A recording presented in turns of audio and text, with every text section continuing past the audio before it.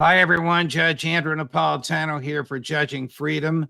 Today is Tuesday, September 12th, 2023. Lieutenant Colonel Tony Shaffer joins us now. Tony, thank you very much for joining us again. Always good to be here.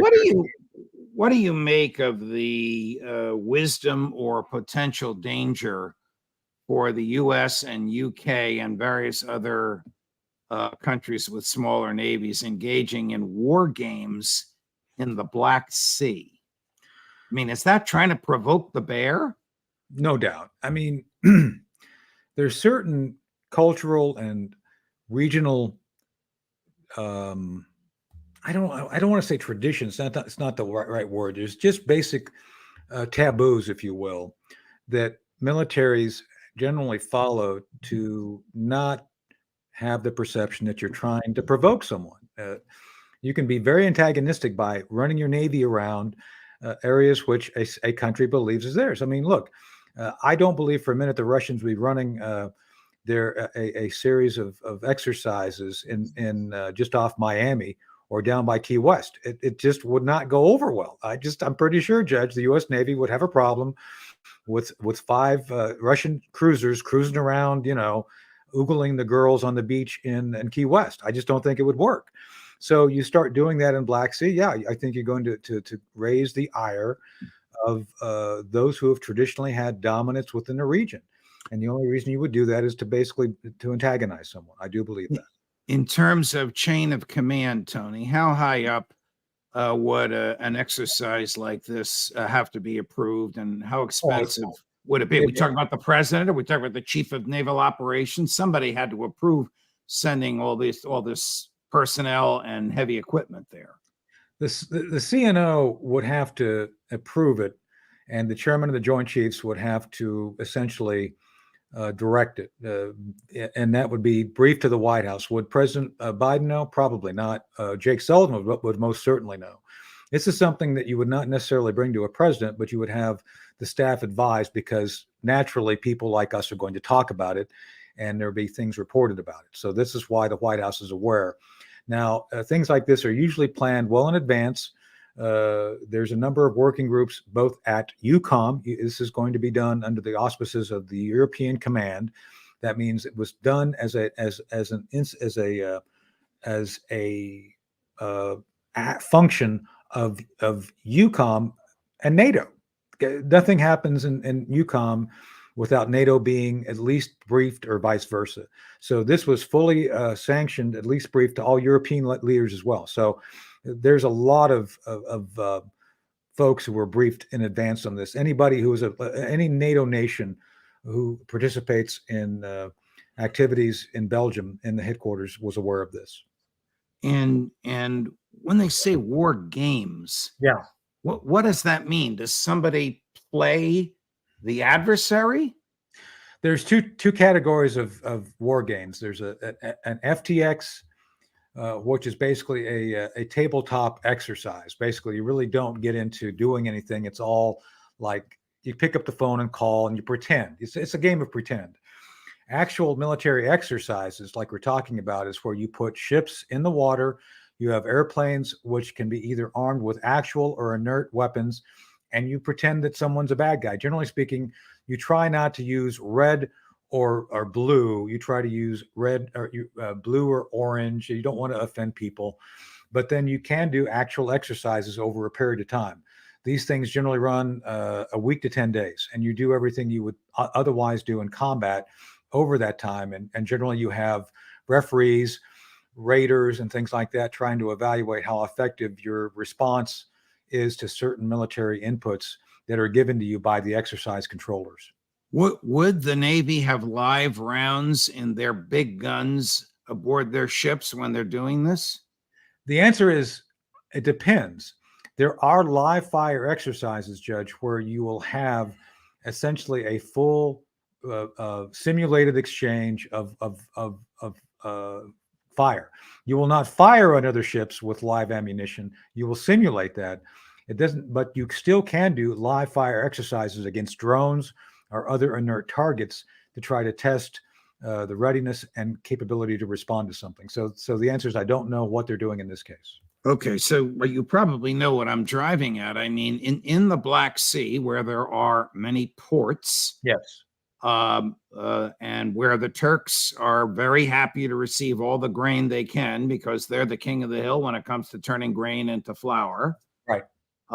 Ukrainian ships are going to try and get through with grain, and Russian ships are going to try and stop them. What is Yeah. the U.S. Navy going to do? Sit back and watch? Well, again, it depends on the policy. Right now, the policy is to avoid direct confrontation between the two navies. Russia has been far more aggressive going after our ships than theirs. I mean, they've done flyovers, and I know Doug McGregor is not going to like this, but yes, the Russians behave very aggressively around us, and they've done very aggressive things, very dangerous things, like taking down drones. I mean, that's not that dangerous, but it's very provocative. So we are back to kind of a Cold War gamesmanship. With that said, Biden does not want to see an escalation that he can't control. He wants to have his cake and eat it too, Judge. That is Biden. He wants to have sufficient military stress and friction that he can say, look, I'm a wartime president. Look at me.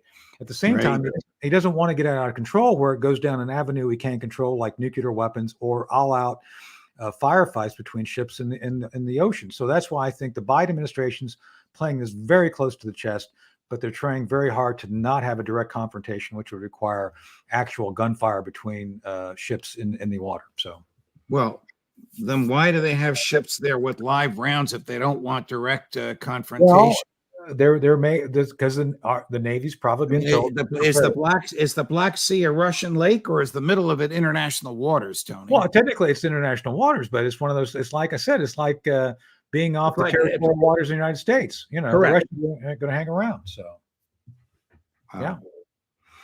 All right, Colonel McGregor reports from sources that he believes are credible, and therefore what he's saying is credible. Yeah.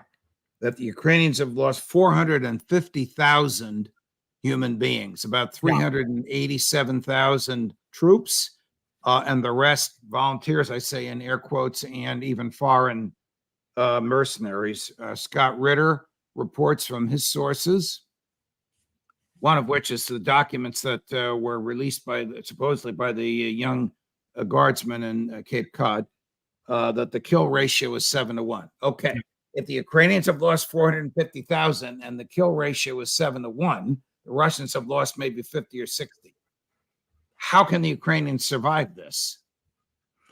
Well, they can't. I mean, my estimate is 60,000 casualties by the Russians. I think that's accurate.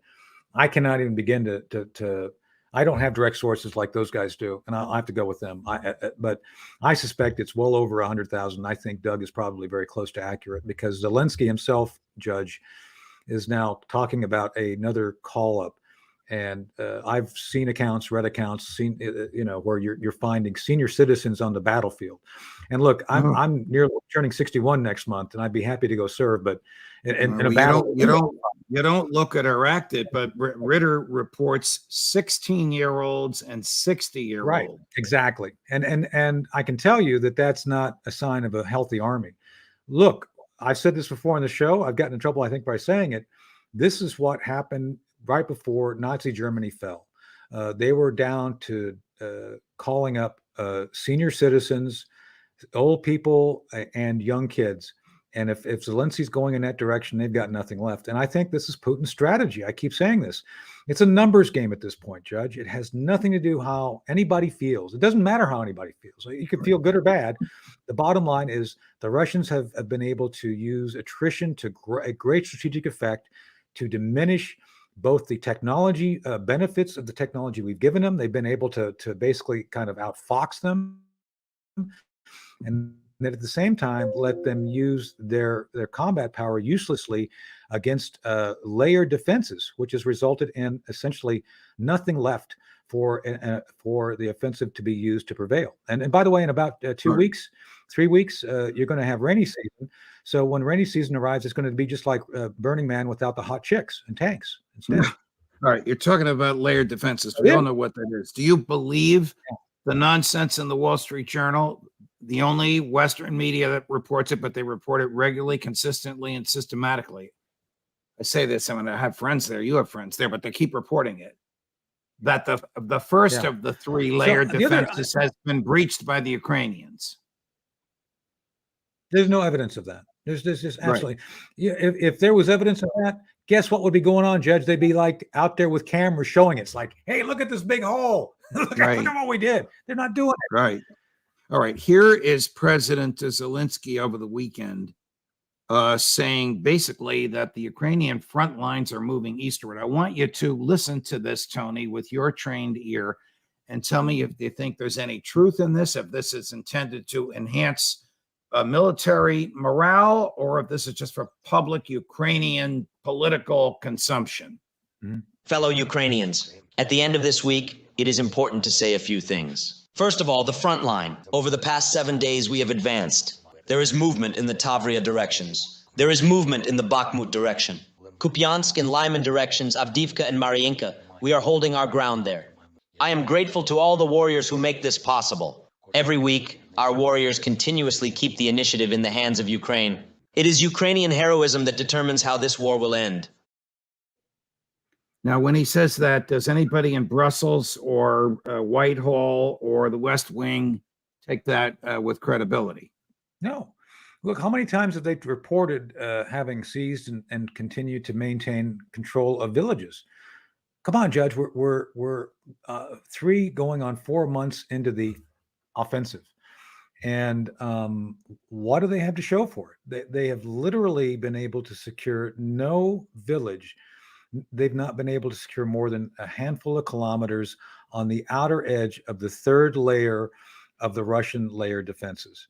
So I just don't know what he's saying. I think maybe he's saying that for purposes of morale, but anybody who takes that to the bank will be essentially going home with no money, because there's no evidence of what he's saying is actually factually sustainable or accurate. Here's General Milley. I believe he's standing next to his British counterpart. The other gentleman doesn't say anything, and I'm not sure it's an American uniform. You'll know. Thing almost the same thing. We don't know which way it's going, but we see some movement, and we're optimistic. Yeah. The Ukrainians have achieved very steady progress, and they've maintained a depth of combat power that is significant. And there's still a reasonable amount of time, probably about 30 to 45 days worth of fighting weather left. So the Ukrainians aren't done. This battle's not done, and they haven't finished the fighting part of what they're trying to accomplish. So we'll see. It's too early to say how this is going to end. They at least have achieved partial success in what they set out to do. And then we'll get the cold, as you mentioned. It'll start, the rains will come in. It'll become very muddy, and it'll be very difficult to maneuver at that point, and then you'll get the deep winter. And then at that point, we'll see where things go. But right now, it is way too early to say that this offensive is failed or not failed. There's still heavy fighting going on. The Ukrainians are still plugging away with steady progress through the various defensive belts that the Russians have put in place. So that cannot be true. He could not have said that under oath. Steady progress through the various defensive belts. We know what those 3 belts are. Right. So, Judge, this is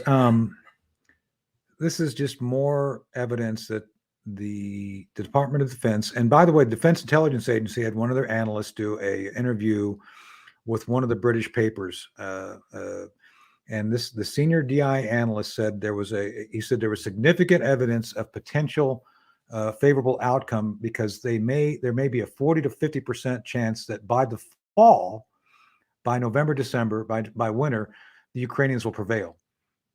It's like it's constant projection and aspirational thinking. It's all vaporware, to use a term we used to use when we saw people coming with information that had no substance. It's all vaporware at this point, and there's no evidence. Judge, take my word for this. If any of this was true, you would have reporters out there running this 24/7 on CNN, showing the progress. There's no such thing going on. The Daily Caller and The Economist each have some interesting reports this morning. The Daily Caller reports that Ukrainian central bankers some of whom were fired by Zelensky, acknowledge bribery and graft. And of course, they claim that the biggest grafter there is Zelensky himself. Yeah. And The Economist, maybe the most widely read and credible, our friends at the Financial Times don't want to hear this, international reporter, they call themselves a newspaper, but to us they're a magazine, reports about UK assassinations of dissidents by the SBU. Maybe start with that one. SBU is the Ukrainian intelligence security services. They're Mossad. They're like the KGB. Yeah, they're their version of the KGB. So they do. Are they assassinating Ukrainian dissidents, as The Economist claims? Let me put it this way, and I've said this over and over. The Russians and Ukrainians are cut from the same Soviet cloth. The same bolt of cloth that both nations are cut out of so they have oligarchs on both sides. They use the same basic philosophy and techniques. And yes, I believe that Zelensky and the SFB, or whatever their service is, would do the exact same things as Putin does. Putin assassinates people. Their FSB assassinates people. I'm sure the Ukrainian does too. So I would always go with two sources, but I would say the facts are very likely correct in this, that there's probably assassinations of folks going on. The Russians do it, and I'm sure the Ukrainians do it. Is Zelensky himself involved in the type of graft for which Ukraine has this awful reputation? Well, according to Cy Hirsch, and I believe Cy, I think he is. I think, look, you don't get to be the king of the oligarchs and all the nonsense if you don't partake in that. It's like, do you really think? Let's just use an example. Hugh Hefner. Do you think Hugh Hefner was a priest at the Playboy Mansion when he was running around with all those Playboy girls? I don't think so. So if you got a guy in the middle of corruption, do you think he's not corrupt?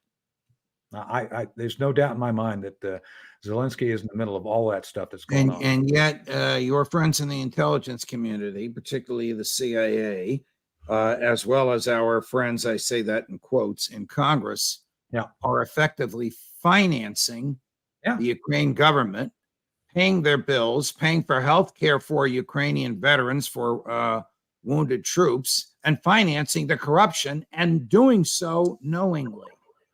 Tony Blinken pledged another $1 billion. Of that, $300 million goes to internal security and police.